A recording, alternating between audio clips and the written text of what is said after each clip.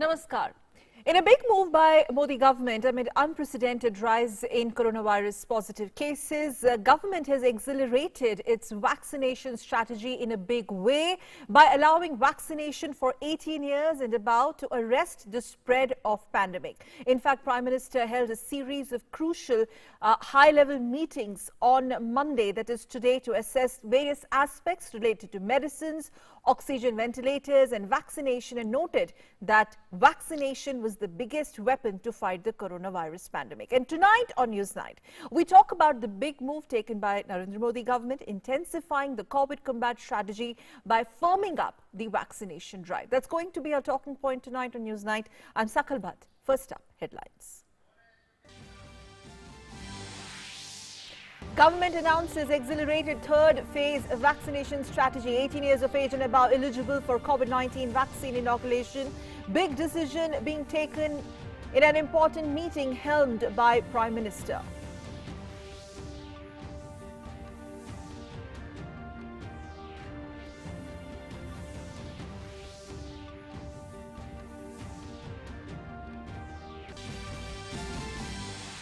Prime Minister chairs a series of crucial meetings to take stock of COVID situation across the country. Prime Minister interacted with leading doctors and top pharma companies via video conferencing. Prime Minister notes vaccination is biggest weapon to fight the coronavirus.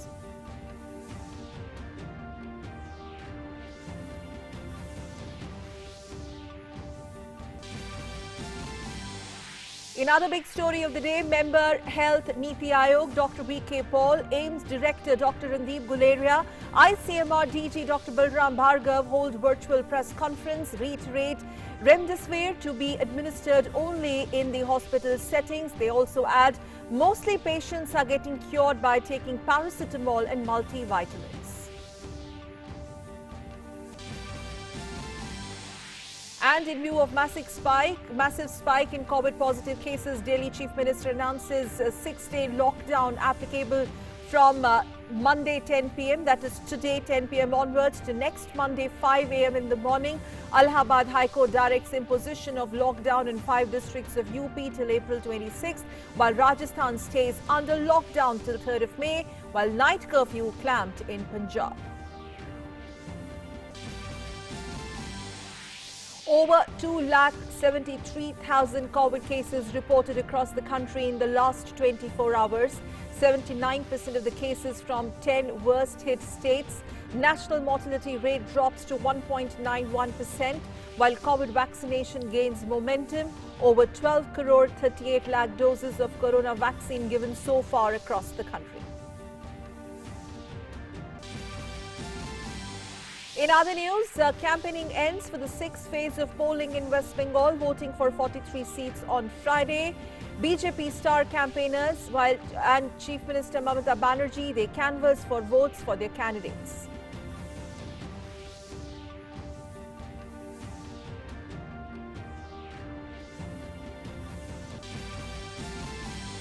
And it's history in the making as NASA's miniature robot helicopter Ingenuity performs a successful takeoff and landing on Mars, achieving the first powered controlled flight by aircraft over the surface of another planet.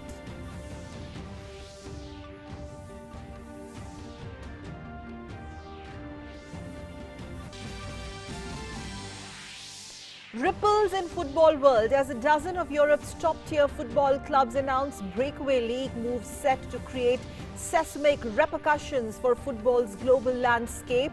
Move criticized by fans and governments alike.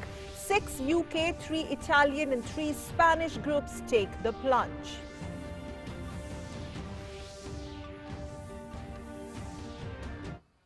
Well, those were the headlines, and now for the top stories in detail. Centre announced a liberalised, much accelerated strategy of COVID-19 vaccination drive in the country this evening. And this will be the critical phase, that is phase 3 of the world's largest vaccination drive. In a meeting held by Prime Minister Narendra Modi, an important and crucial decision of allowing vaccination to everyone above 18 years of age from 1st of May has been taken. And further, several important decisions regarding making vaccines, their pricing, their procurement, flexibility were also taken into consideration. States, in fact, have also been empowered to procure additional vaccine doses directly from manufacturers. We have this detailed report. In a decision that will add more power, purpose and direction to India's fight against the COVID-19 pandemic, the NDA government has decided to expand the ambit of vaccination considerably. In a meeting chaired by Prime Minister Narendra Modi, an important decision of allowing vaccination to everyone above the age of 18 from 1st May has been taken. India's approach so far has been built on scientific and epidemiological pillars. India has been following a dynamic mapping model based on availability of vaccines and coverage of vulnerable priority groups to take decisions of when to open up vaccinations to other age groups. So far, the nation has seen two phases of the national COVID-19 vaccination strategy. Phase 1 of the national COVID-19 vaccination strategy was launched on 16th January this year. It prioritized protection for healthcare workers and frontline workers. As systems and processes stabilized, the Phase 2 was initiated from 1st March 2021. The Phase 2 focused on protecting the most vulnerable, that is, all people above 45 years of age. The private sector was also roped in to augment capacity. Now, the government has announced the Phase 3 of the national vaccine strategy. It will come into effect from 1st May 2021. The Phase 3 aims at liberalized vaccine pricing and scaling up of vaccine coverage. This would augment vaccine production as well as its availability. Government has been working hard to ensure that maximum number of Indians are able to get the vaccine in the shortest possible time. Government has proactively engaged and coordinated with stakeholders across the spectrum, from research institutes to national and international manufacturers, global regulators, etc. The latest decision by the government will now enable the vaccination ambit to include a vast majority of Indian citizens, as well as streamline the availability of vaccines to all stakeholders. It would also make pricing, procurement, eligibility and administration of vaccines open and flexible, allowing all stakeholders the flexibility to customize to local needs and dynamics. Indeed, it is a shot in the arm for the entire nation in the fight against COVID-19. Bureau Report, TD India. Well, in its relentless fight and effort to beat pandemic, government has been working hard from over a year to ensure that maximum number of Indians are able to get the vaccine. They are vaccinated in the shortest possible of time, as reiterated by the Honorable Prime Minister himself. And in this direction, several important decisions were taken in a meeting chaired by Prime Minister, which included the discussion on pricing, procurement, the eligibility criteria, most important, and the administration of vaccines, which were being made flexible in this Phase 3 of the world's largest vaccination drive. And now let's take a look at this detailed explainer, the big takeaways of this accelerated Phase 3 strategy, which is recognized more as a liberalized and accelerated Phase 3 strategy. And most importantly, point number 1, the vaccine eligibility has opened up to all adults. That is, everyone about 18 years of age are eligible for inoculation. That's the biggest takeaway of the decision taken in the meeting held by Prime Minister, chaired by Prime Minister. Moreover, vaccine manufacturers would be supplying 50% of their monthly doses to the government. That's important. Another important point, that India is free to supply, that is, government is free to supply remaining 50% doses to the state governments. Furthermore, manufacturers will be making an advance declaration. They have to make an advance declaration of the price for 50% supply. Basically, this is a move to ensure transparency in pricing. Further to that, state governments, private hospitals, industrial establishments, etc. can also procure vaccine doses from manufacturers straight away, which means also your private hospitals would have to procure their supplies of COVID-19 vaccines exclusively from this 50% supply. Also, the supply has been earmarked for other than the Government of India channels. Private vaccination providers shall declare their self-set vaccination price, again to ensure the transparency part of it. Now, eligibility through this channel would be opened up, which we already talked about. Adults, everyone about age of 18 can now be allowed to get inoculated. There's an eligibility criteria which has been opened up. And vaccination shall continue as before, in the SOPs in the Government of India vaccination centers. Those SOPs will remain same, and importantly, free of cost to the eligible population as defined earlier. Now, important, healthcare workers, your frontline workers, your people above 45 years of age are also in this ambit naturally, and vaccination would be part of the National Vaccination Program, the larger program, and the division of vaccine supply. It's like this: 50% to the government and 50% to the other Government of India channels.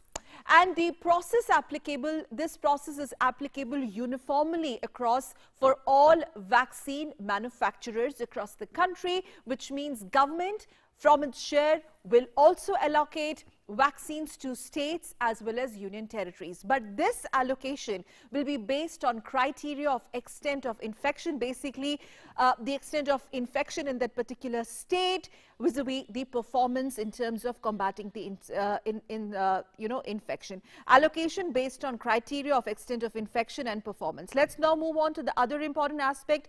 State-wise quota will be decided and communicated to the states adequately in advance. Now, states will be informed, they will be kept in loop in advance, and the second dose of all existing priority groups, which includes your healthcare workers, frontline workers, population above 45 years are also under its ambit. So these are the big takeaways. So is this really going to be a game changer in terms of beating pandemic 100%? How big is this move? On the other side of the break, we're going to talk about the series of meetings that were taken by Prime Minister today, as well as the overview as to how different states are,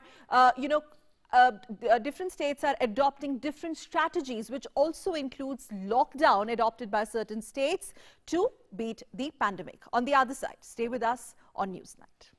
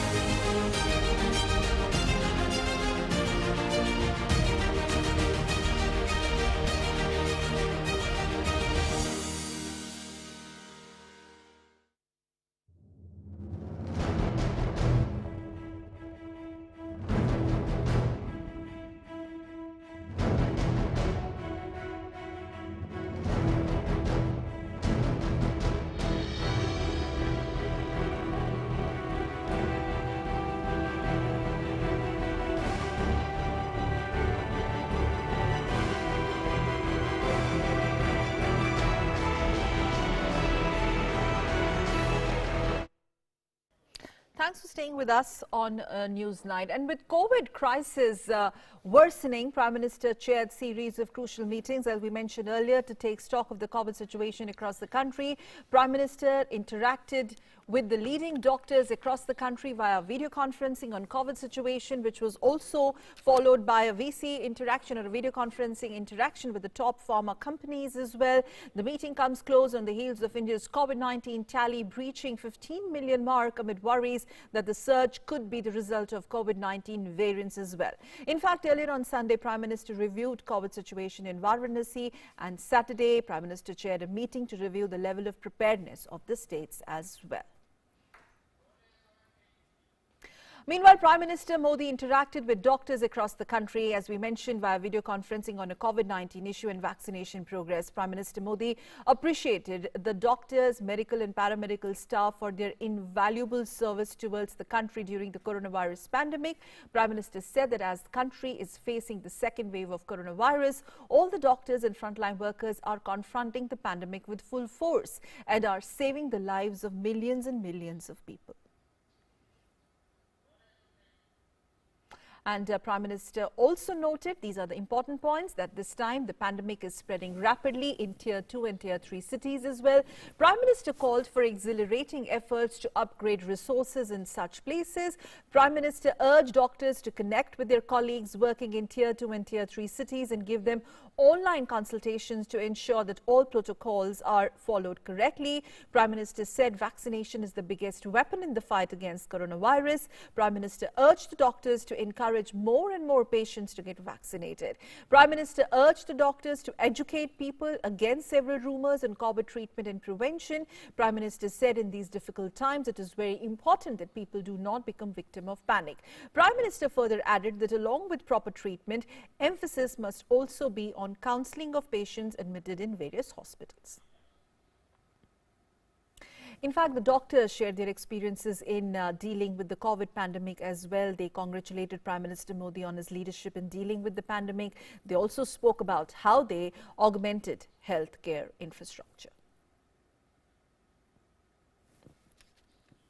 And Prime Minister Modi, as we mentioned, interacted with the leaders of the pharmaceutical industry as well. This was via video conferencing. Prime Minister appreciated the crucial role of the pharma sector in the fight to beat pandemic. Let's take a look at this graphic plate. The big takeaways of that meeting with the pharma bigwigs. Prime Minister Modi remarked that it is because of the efforts of the pharma sector or pharma industry that today India is identified as pharmacy of the world. Prime Minister stated that despite all the challenges, the Indian pharma industry has also registered growth of 18% in exports last year, which shows its potential. Prime Minister Modi commended the pharma industry for their efforts to increase production of several necessary drugs. He appreciated them for reducing the price of injections like remdesivir.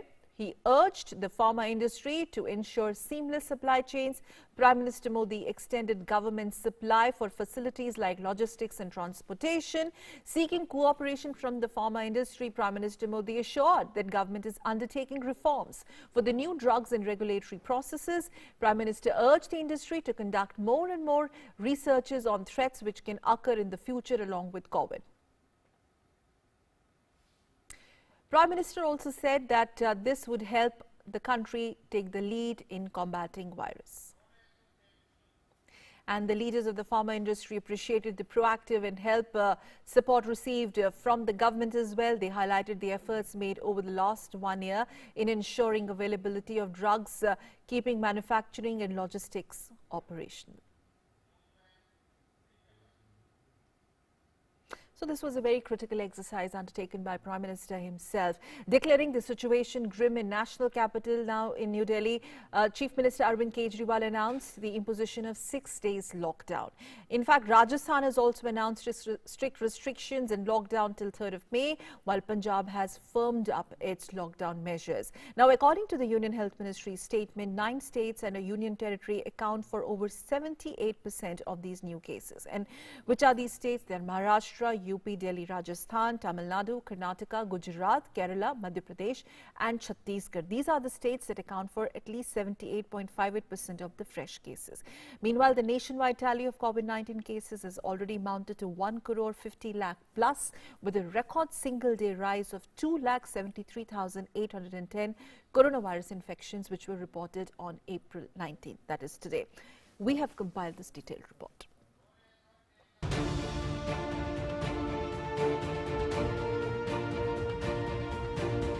Amid unprecedented rise in corona cases across the country in the last 1 month, some states have brought back restrictions to break the cases of resurgence.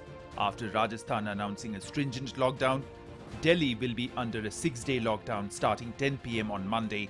Chief Minister Arvind Kejriwal added the lockdown was necessary to prevent a bigger crisis in Delhi with some stringent restrictions and certain exemptions as well. 6 दिन के लिए दिल्ली में lockdown लगाया जा रहा है। इस दौरान जाहिर है कि जो एसेंशियल सर्विसेज हैं वो जारी रहेंगी, खाने पीने की, मेडिकल व्यवस्थाओं की वो जारी रहेंगी। लोगों की शादियां संपन्न हों, लेकिन केवल 50 लोगों के गैदरिंग के साथ संपन्न हो, उसके लिए अलग से पास दिए जाएंगे। मैंने और एलजी साहब के हम दोनों ने निर्णय तब लिया है जब हमारे पास कोई उपाय नहीं बचा था। हमारे लिए निर्णय लेना आसान नहीं था। The state government is also firming up health infrastructure in view of sudden spike in numbers, with additional beds for COVID patients being set up in COVID hospitals to meet the demands. Meanwhile, Delhi Metro will ply during the morning hours from 8 a.m. to 10 a.m. and evening 5 p.m. to 7 p.m. peak hours across the network with a headway frequency of 30 minutes, according to DMRC. Services during this period can be availed only by the exempted category of people on the production of valid identity cards. Meanwhile, Haryana's Home Minister Anil Vij assured that large number of COVID patients coming from Delhi for treatment in Haryana will be taken care of. State level monitoring committee गठित की गई है और हर जिले में जिला level monitoring committee गठित की गई है। रेगुलर सभी अधिकारी सभी विभाग को जो जो दायित्व दिए गए हैं उनका वो निर्वहन कर रहे हैं। जो हमारे टोटल पेशेंट्स आ रहे हैं, एक्टिव पेशेंट्स हैं, उनमें 50% 3 जिलों के हैं, गुड़गांव के हैं, फरीदाबाद के हैं, सोनीपत के हैं, जो दिल्ली से सटे हुए हैं। पर अब मरीज है, हम तो अपने पूरी क्षमता अनुसार उनको इलाज देने की कोशिश कर रहे हैं। Maharashtra continues to be the worst affected COVID state, with maximum number of daily positive cases being reported. Despite state government clamping Section 144 in the state, there seems to be no letdown in COVID infections. In Nagpur, BJP has turned up heat by staging protest demonstrations outside DC's office for laxity of administration. BJP MLA Atul Bhatkhalkar on Monday filed a complaint against Maharashtra Minister and Nationalist Congress Party leader Nawab Malik for allegedly spreading panic through false information. बेबुनियाद without any proof इल्जाम लगाए कि केंद्र की सरकार remdesivir supply करने वाले कंपनियों को धमका रही है। इसके कारण महाराष्ट्र के जनता के मन में भय पैदा हुआ। लोगों ने बड़ी संख्या में मुंबई छोड़ने का निर्णय किया। उसके कारण एपिडेमिक एक्ट के अंतर्गत भी बड़े संख्या में लोग इकट्ठा आए। तो 153A और एपिडेमिक एक्ट के अंतर्गत नवाब मलिक जी के खिलाफ कार्रवाई करने के लिए मैंने आज दिंडोशी पुलिस स्टेशन में कंप्लेंट दाखिल की है। उनके खिलाफ FIR करना चाहिए, ये मेरी मांग है। Over in UP, Chief Minister Yogi Adityanath constituted Team 11 for COVID management and has released a new set of guidelines to curb the illegal sale of essential drugs amid the rising novel coronavirus infections in the state. The Uttar Pradesh police have launched an extensive drive to check black marketing and hoarding of remdesivir and other life-saving COVID treatment drugs. Meanwhile, Uttar Pradesh has reported 28,287 COVID positive cases in the last 24 hours. प्रदेश में जो प्रदेश सरकार द्वारा विशेष surveillance अभियान चलाया जा रहा है, जिसमें कि घर घर निगरानी करके, घर घर सर्वेक्षण करके, संक्रमण की तलाश करके मरीजों को ढूंढकर उनका इलाज कराया जा रहा है, उसकी ये प्रक्रिया बदस्तूर जारी है। आगे भी ये जारी रहेगी। घर घर जाकर कोरोना के लक्षण वाले मरीजों को ढूंढकर उनका समुचित समय पर इलाज कराने की जो उत्तर प्रदेश सरकार की एक पहल है, उसको और तेजी से आगे चलाया जा रहा है। इसके साथ साथ टीकाकरण का भी काम बहुत तेजी से चल रहा है। Over in Madhya Pradesh, Chief Minister Shivraj Singh Chauhan took stock of the COVID situation in a meeting with the district administration officials.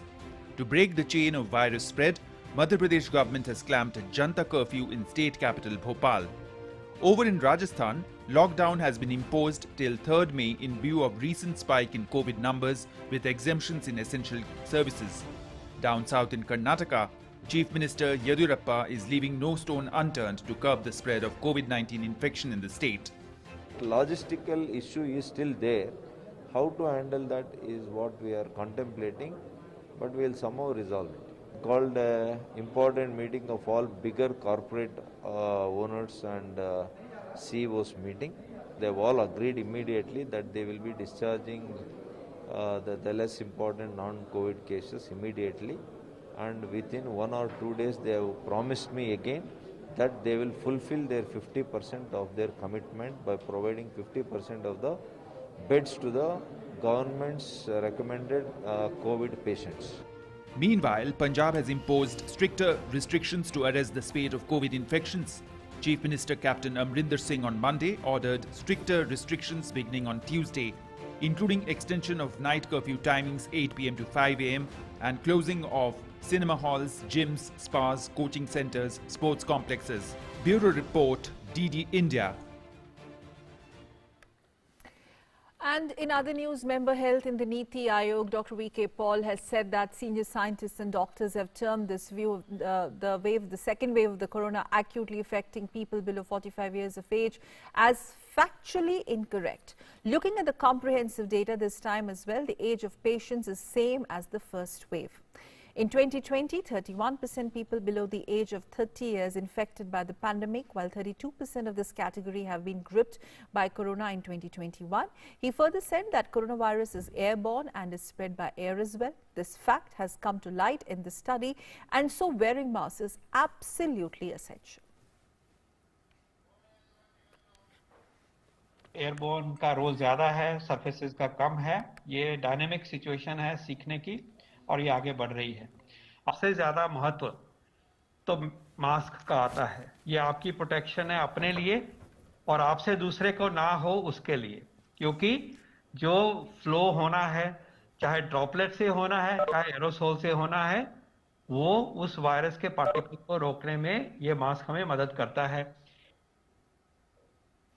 And in a virtual press conference, AIIMS Director Dr. Randeep Guleria also said that remdesivir is not a life-saving drug in COVID-19. It is to be administered only in the hospital settings. He further said that most of the patients are being cured by taking multivitamins and paracetamols. What we've learned in the last 1 year as far as management of COVID-19 is concerned, that two things are very important. One is the drugs and the other is the timing of the drugs. If you give these drugs too early, they may cause more harm. If you give them too late, then also they can cause more harm. तो दवाइयाँ भी जरूरी हैं और उनके जो indications हैं और कब देना है वो भी बहुत जरूरी है समझना, क्योंकि अगर हम ठीक से नहीं देंगे तो वो ज्यादा नुकसान कर सकती है। इसलिए giving a cocktail of drugs on day 1 can kill your patient and be more harmful. Also, ICMR DG Dr. Balram Bhargav, who also was part of that virtual press conference, has appealed to the hospitals to ensure that oxygen usage has to be rationalized and wastage of oxygen should not happen. All hospitals and all physicians ensure that the oxygen usage has to be very rationalized, one, and number two, wastage of oxygen should not happen. The government is creating facilities and facilities where oxygen generation plants are being set up in different hospitals across the country so that we may become independent of oxygen supply. Different hospitals may become independent of oxygen supply in cylinders. And with the cases rapidly rising in Delhi, the health infrastructure is also being ramped up to meet these challenges. Like in 2020, during the first phase of COVID-19 pandemic, COVID care centers are ready to ease the burden of all these hospitals and clinics. And the Asia's largest COVID care center at Radha Swami Satsang Vyasbhati Center is being spruced up to tackle the surge in COVID cases. My senior colleague Ravi Dhiman took stock of the frantic activity there. He's filed this report. Take a look. With the surge in COVID-19 cases in New Delhi, the capital is rearing up to fight the challenge once again. Last year, during the COVID surge, many COVID care centers were opened all around Delhi to ease the burden on the hospitals and the health infrastructure. They were subsequently dismantled, but given the COVID surge again, many such centers are now being readied again. We are at Radhaswamy Satsang Vyas Bhati Center, where the largest COVID care center in Asia with 10,000 bed facility was up and running last year to tackle the COVID surge in the capital city of Delhi. This was subsequently dismantled, but now, given the COVID surge in capital city of Delhi, the center is being readied again. The infrastructure is being prepared to handle the surge of COVID cases in the capital city. All the necessary equipment and infrastructure is being readied here by the volunteers of RSSB so that this center is up and running in the shortest possible time. Currently, in the first phase, 5,000 beds will be ready to fight the COVID surge.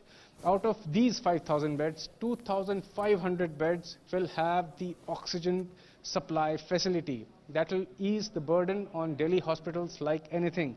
Half of the beds will have oxygen supply facility. This will be a tremendous boost to Delhi's fight against the COVID-19 pandemic. Most of these beds are the same beds, cardboard beds, which were placed here last year to ready the COVID care center. These beds are being prepared once again here. The mattresses will be laid, and the necessary infrastructure will be done in record time. By this weekend, this center should be up and running to aid the Delhi government's fight against the COVID-19 pandemic, and all the volunteers are busy preparing this center for the necessary challenge in the coming days. As during the 2020 fight back, the Langar Hall here at RSSB will prepare the food for the patients and the frontline staff here when this COVID care center gets up and running. With all the infrastructure slowly being again prepared here at the COVID care center, this center is ready to contribute to the fight against COVID-19 in Delhi and should ease the burden on the health infrastructure of the city in the coming few days. With cameraman Jayashankar, Ravidhiman, DD India, Delhi. And well, with that, let's talk about the In Focus talking point on News Night tonight. We look at in great detail the Phase 3 strategy announced by the government in the most accelerated form, liberalized accelerated vaccination strategy that was announced today a while back in the evening in an important decision taken by Honorable Prime Minister in a meeting held by Honorable Prime Minister himself. And to do so, we are joined by Dr. Sunil Kumar on the show to talk about the accelerated vaccination strategy being announced by the government today.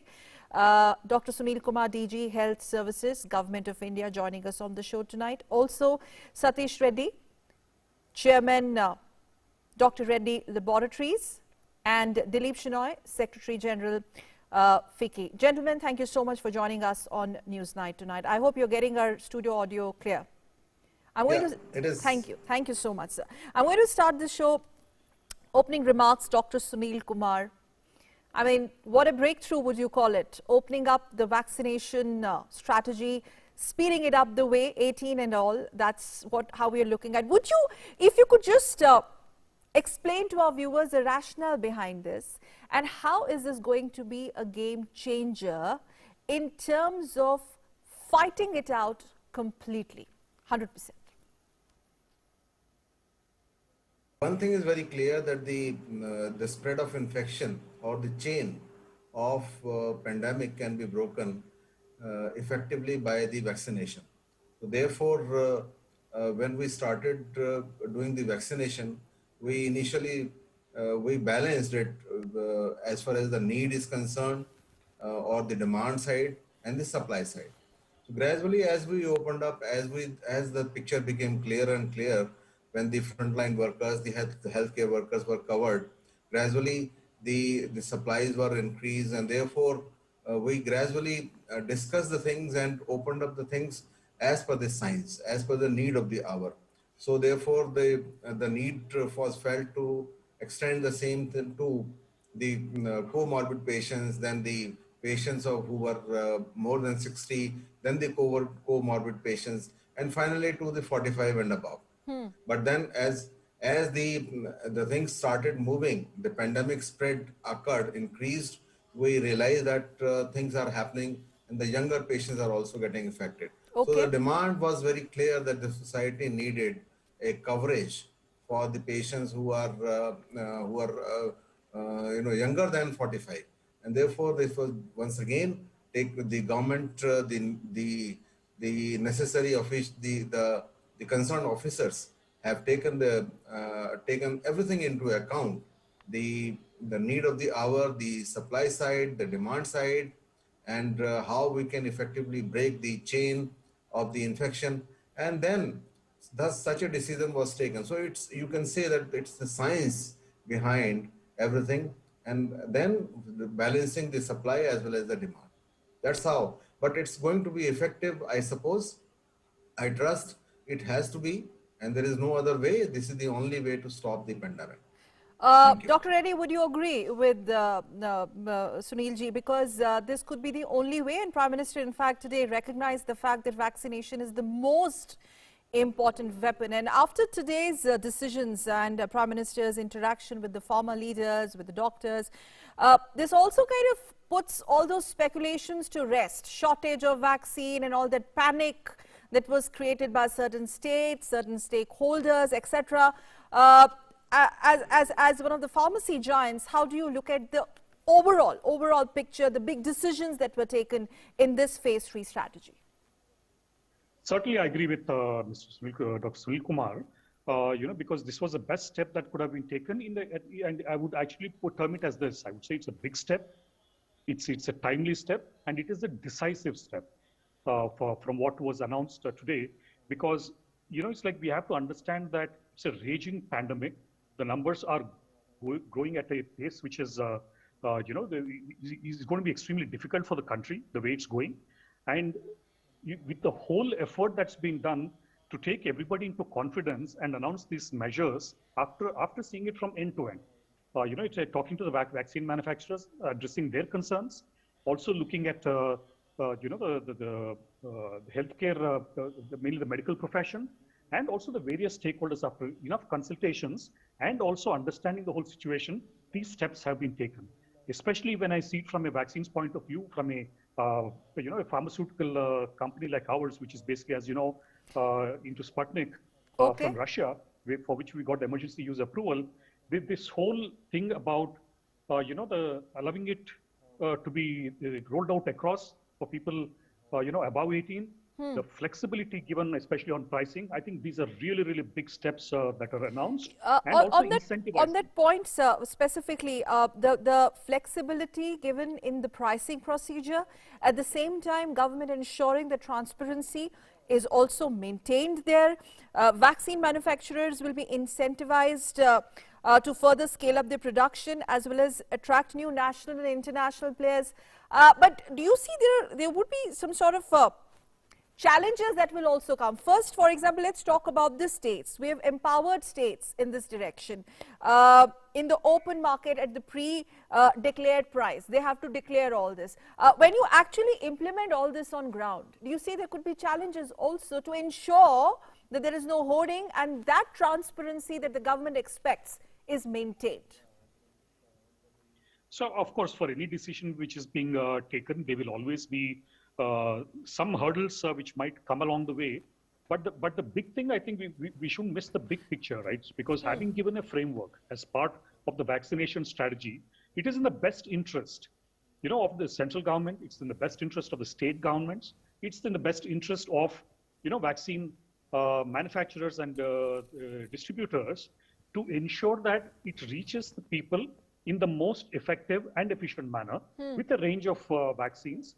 And I think what's significant about today's announcement is that it's finally paved the pathway for this to happen. That I find it as the most significant part of the decision that's been taken. And of course, there will be challenges along the way. But I think the framework has been very well defined. So, say for example, announcing the price, right, in a very transparent manner. But certainly we welcome that move. We certainly welcome that move because that will make things, transparent from people like us, to make sure that the governments take the right decision after understanding exactly how we arrived at that pricing. And of course, it's a matter of discussion with the various governments. Okay, yes, absolutely. And in fact, let me quickly go across to Mr. Shenoy also. You've been working on a research paper, sir, the economic impact of the lockdown. I mean, when we look at the certain states taking, the lockdown route, in fact, Mr. Shenoy, if you could just elaborate a bit on that. There is definitely a sense of panic. Delhi is looking at 6 days lockdown. UP is a little iffy whether it will be a lockdown or not. Rajasthan is looking at lockdown till 3rd of May. But the larger question is we cannot afford a slowdown in economy. Last year, the government came up with multiple tranches. This time, from the economic perspective and the lockdown strategy adopted by certain states, how are we placed? So I think there are two parts to your question. First, it's not a national lockdown, and it's not the lockdown of the severity of what happened in April or March or April of last year. If you look at the different states, and in your report when you were leading up to this discussion, you actually highlighted the measures that were taken by different states. Correct. Different states across the country and different cities. You know, in Karnataka, it's not necessarily a statewide lockdown. It is a lockdown in specified cities, not even districts. Earlier, whole districts were closed. So I think there's been tremendous learning from the first stage of the lockdown and the unlock cities that were there, which are leading to the different states adopting measures that are actually equivalent to the severity of the spread of the pandemic in the specific areas of their state. So it is not statewide lockdown. What is actually common to some of them, and that is also a challenge because there's a night curfew, and some terms a night curfew is 8 p.m. to 7 a.m. or 10 p.m. to 6 a.m. So, you know, for interstate movement, sometimes that creates a problem. But I think the good part is now that the state governments are actually in discussion with industry and looking at addressing the problem. So the lockdown is not the same as in March, April of last year. It is more calibrated. A lot of different activities allowed.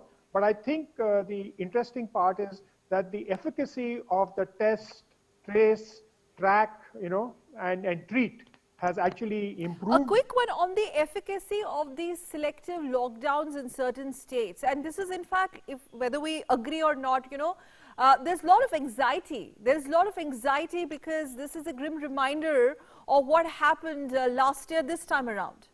And people are actually on the brink. No, I actually, you know, it's important. Two things have actually happened this time. One, there is some time being given. It's not just happened overnight, okay? So the fear is that a sudden imposition of a lockdown without giving people to shut down their own factories in a proper manner, or, you know, inform workers, or to deal with the migrant workers and other workers in their factory is key. And the second thing is that clarity of what is allowed and what is not allowed, what is essential and not essential. And I think in terms of movement of people, there is also not that severity, and there are some, you know, I-cards have been taken as proof to travel, etc., etc. So there is something, but yes, you know, a complete blanket shutdown across even those districts and those areas where there's no COVID. Yes, people are saying that if you're coming from a COVID impacted area, you have to do testing, you have to do isolation, that's part of the protocol. So the protocol has evolved, but people need to understand this and not really fear and go into a hoarding mentality there, because I think you know, the playbook has been set and can be implemented going forward. Yes, that's important. The playbook that you talked about. Let me quickly go across to Dr. Sunil Kumar also. That was a very important virtual press conference that was held by member Niti Aayog, also Dr. Guleria, as well as DG ICMR. But on that specific point, this comparison, Dr. Sunil, that comes again and again, comparison 2020, comparison 2021, second wave of corona acutely infecting and affecting people below 40, younger, as compared to what we saw in 2020, which again is a trigger point for a lot of anxiety. If you know, just to put the record straight, how do you look at the comparison, if at all one has to make the comparison? Is there a comparison? Would that be justified, what we went through last year and our strategies to deal with the situation this year? Yes, absolutely. The comparison is necessary because we have to see what kind of strategy we have to adopt. Without the comparison, without looking into what happened in the past and how we dealt with it, it will not be possible as to what we need to do today. And therefore, the comparison is valid and comparison is natural. Now, in comparison to the past, two, three things which are clear to me are one, that it is a rapidly spreading virus this time. That's number one. And the second thing, which is most important thing to me, is, and it is related to the spread of the rapidity with which it is spreading, is that people have forgotten 2020 very, very fast. We followed the discipline, we followed the COVID appropriate behavior nicely, we lingered on, we fought very well in 2020.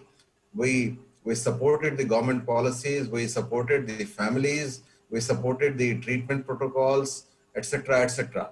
However, this time, hardly within a gap of as soon as the things started declining November downward, and Okay. we started feeling liberated. We thought that we are victorious, we are invincible, and we need not wear the mask, we need not sanitize our hands, and we can That sense flout, of we can gather complacency कि सब together, we ठीक can है, सब celebrate, चलता है. and this and that. And as a result, what is happening is you can see the result is natural. The result is in front of all of us. The kind of panic which is happening now, the number of people who are affected, the rapidity with which the surge is happening. And All the right. third thing which is important for me is that in this particular, the spread is across the board.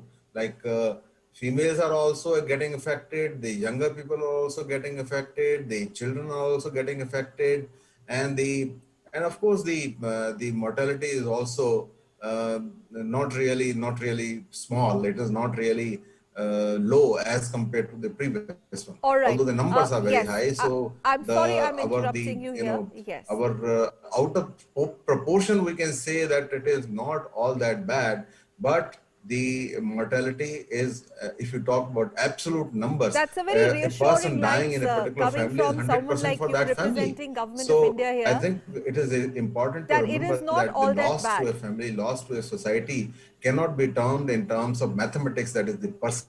Okay. So it is not all that bad. Dr. Reddy, final Yeah. So 10 these are the seconds. Yes, sir. So I'll add to wrap it up here. Let me quickly take a final comment also from Dr. Reddy, just to take their thought forward. It is not all that bad, but at the same time, Dr. Reddy, your final word, because today Prime Minister, when he had that virtual interaction with the farmer, the top farmer leaders of the country, lauded the effort, because we are looked up as the pharmacy of the world because of the pharmacy sector. But then at this juncture, it's the pharmacy sector that the country now looks up to. Today's decisions, do you think they're going to really make a big impact in terms of being the first country, COVID zero? No, it is a big step. I started off saying that it was a big step that was announced. It was timely, it was decisive, and certainly, all of us, the people who participated on the call with the Honorable Prime Minister, yes. It's like we felt very good, because we felt very encouraged, we felt very motivated that our efforts, which we presented to him through the year, and also the lessons learned, during that time and what could be applied now, it's like it will actually put us in a good position to deal with this pandemic. Especially when it's in a situation, like I said, it's a difficult situation. I agree with the speakers before that, it's like it's not an easy one, but then we are prepared. We rose to the occasion last time, and we assured the Prime Minister that, it's like to have confidence in the industry, we'll once again rise to the occasion. And we'll closely work with the government to collaborate to ensure that, medicines, the continuity of supplies will continue. When it comes to vaccines, certainly we'll step up, on all aspects, and then make sure that, it's like we deliver. On that note, thank you very much, Dr. Sunil Kumar, DG Health Services, Government of India. Thanking Dr. Satish Reddy, Chairman. Thank you. Yes, Dr. Reddy's laboratories, and also Dilip Shenoy, Secretary General, Efficacy. Gentlemen, thank you for joining us on News 9. Thank you. Right. And let's now move on and talk about External Affairs Minister Dr. S. Jaishankar, in fact, has said that the pandemic is a moment to reflect on how do we build deeper strengths, capacities, which would allow us to face this kind of storms in future. He was speaking at the IMA, India National Leadership Conclave, virtually. This is a moment really to reflect on how do we build deeper strengths, capacities which would allow us to face this kind of storms in the future. For me, the great takeaway in the making is that this is a lesson to us that you cannot, you can't take risks in good times and think that the risks will not come back to haunt you in tough times. All the pressures on us today to ramp up production, etc., I hope as a country, as an economy, as an industry, all of us take that as a sort of a message that we need to build very much stronger and very much deeper at home. Moving on quickly to other news, United Kingdom Prime Minister Boris Johnson has cancelled his visit to India due to April 25th to 26th, which was due on 25th and 26th of April in view of the prevailing COVID situation. The statement issued by External Affairs Ministry said that in view of the prevailing COVID situation, it has been decided by mutual agreement that Prime Minister of United Kingdom will not visit India next week. The two sides will be holding a virtual meeting in the coming days to launch plans for a transformed India-UK relationship. Both leaders attach highest importance to taking the India-UK partnership to its fullest potential and propose to remain in close touch in this regard and look forward to an in-person meeting later in the year. Shifting gears to elections in West Bengal, campaigning for the sixth phase of West Bengal Assembly elections concluded this evening. Several prominent leaders were busy reaching out to voters. 43 assembly seats spread over 4 important districts are going to polls in this phase. That is on 22nd of April. This is the 7th phase of polling, which will be held later on 26th of this month, while the 8th phase will be held on 29th. Here's a report.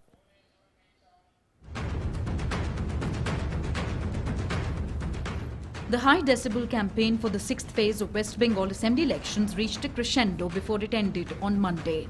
The Election Commission decided to curtail the campaigning timing for the remaining 3 phases of 8-phase Assembly elections.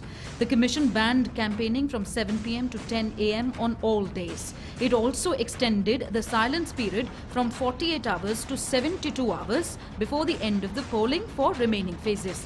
The Election Commission has taken a serious view of several leaders, star campaigners and candidates not following COVID-appropriate behaviour while campaigning. Union Home Minister Amit Shah held public rallies in Pandeshwar, Chakulia and Kaliaganj. He also held a roadshow in Balurghat. BJP National President JP Nadda also held a roadshow in West Bengal's Birbhum. Later, addressing a public rally in Birbhum, the BJP National President reiterated their election pitch for creating a Sonar Bengal and for Asol Paribartan, meaning real transformation of the state. He further said, if one has to end the rule of corruption, appeasement and dictatorship, one has to make the lotus blossom in the state. The BJP National President also held a roadshow in North Dinajpur earlier in the day. Meanwhile, West Bengal Chief Minister Mamata Banerjee addressed public rallies in Kaliaganj and North Dinajpur ahead of the 6th phase of assembly polls. A total of 306 candidates, including 27 women, will be vying for the 43 assembly seats spread over 4 districts going to polls in this phase on 22nd of April. The state will see the 7th phase of polling on 26th of April, while the 8th phase of polling will be held on the 29th of April. Counting of votes will be taken up together on 2nd of May. Bureau Report, DD India. And now for some more national news in our segment National Wrap. Indian Naval Air Squadron INAS 323, the first unit of the indigenously built ALH Mk3 aircraft, was commissioned into the Indian Navy by Minister of State for Defence Shripad Yasho Nayak at INS Hansa in Goa. Addressing the gathering, Minister of State for Defence said that the commissioning of INAS 323 marked yet another milestone in the efforts towards enhancing maritime security and safeguarding maritime interests of the nation, as also embodying the spirit of Atmanirbhar Bharat. Voting for the 2nd phase of Panchayat polls was held peacefully in UP. The polls were held for the posts of members of Zilla Panchayats and Kshetra Panchayats. More than 30 million voters were eligible to cast their vote across 20 districts. Prominent Marathi film director and National Film Award winner Sumitra Bhave passed away early Monday morning in Pune following a brief illness, her family members said. The Havifa, Devrai, Vastupurush, Astu and Kasav were some of the films directed by Bhave that won critical acclaim. NASA's miniature robot helicopter Ingenuity performed a successful takeoff and landing on Mars early Monday, achieving the first powered controlled flight by an aircraft over the surface of another planet. NASA said the twin rotor debut on the Red Planet marked a 21st century Wright brothers moment for NASA, which says success could pave the way for new modes of exploration on Mars and other destinations in the solar system such as Venus and Saturn's moon Titan. The rotorcraft was programmed to ascend 10 feet straight up, then hover and rotate in place over the Martian surface for half a minute before settling back down on its four legs. Mission managers at NASA's Jet Propulsion Laboratory burst into applause and cheers as engineering data beamed back from Mars confirmed that 4-pound solar-powered helicopter had performed its maiden 40-second flight precisely as planned 3 hours earlier. The Kremlin has said Russia would continue to respond in kind if further sanctions were imposed after new U.S. measures last week targeting sovereign debt and blacklisting Russian companies prompted Moscow to retaliate. On Sunday, U.S. National Security Advisor Jake Sullivan said Washington had told Moscow there will be consequences if Alexei Navalny dies in prison where he is on hunger strike. Meanwhile, Kremlin has called the Czech Republic's actions provocative and unfriendly after Prague expelled 18 Russian diplomats and said it suspected Russian intelligence was involved in 2014 explosion at a Czech ammunition depot. The Central European country ordered the diplomats out on Saturday, prompting Moscow to expel 20 Czech diplomats on Sunday in retaliation. The dispute is the biggest between the two countries since the end of decades of Soviet domination of Eastern Europe in 1989. And in Austin, in Texas, the police on Sunday confirmed that the suspect in the shooting deaths of 3 people is a former police detective and also confirmed it being a domestic situation as they reduced the massive police presence in the area. Austin Interim Police Chief Joseph Chacon described the incident as domestic as the victims were all known to suspect. Chacon further said that the department does not think he is very much dangerous. The killings in an apartment complex, which followed a spate of mass shootings in U.S., prompted authorities to lock down the surrounding area, which includes a popular shopping complex in the southwest part of the city, which is the capital of Texas. Killed at the scene of the shooting were 2 women and a man.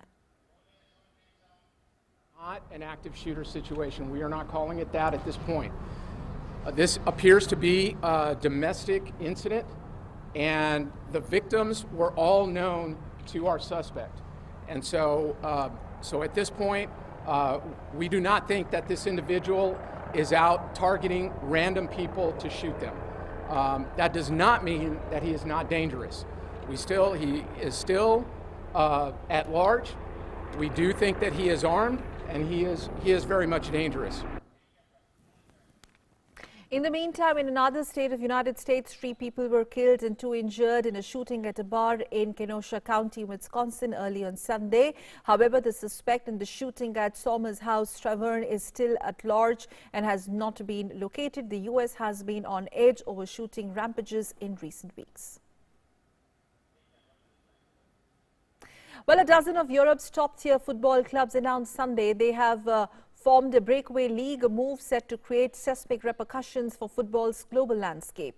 The Breakaway Super League will be headed by Real Madrid president Florentino Perez. The move, which has been heavily criticized by soccer authorities and UK Prime Minister Boris Johnson and French President Emmanuel Macron, sets up a rival to UEFA's Champions League competition. 6 clubs from England's Premier League, Manchester United, Manchester City, Liverpool, Arsenal, Chelsea and Tottenham Hotspur feature among the founding members, along with Spain's Real Madrid, Barcelona, Atletico Madrid and Italy's Inter Milan, Juventus and AC Milan. The organization, called Super League, said in a statement. The plan was announced just 1 day before a planned meeting to redesign the format of the Champions League from 2024. The so-called Super League now sets up a rival to the Champions League and has drawn widespread backlash from football's global and European governing bodies FIFA and UEFA.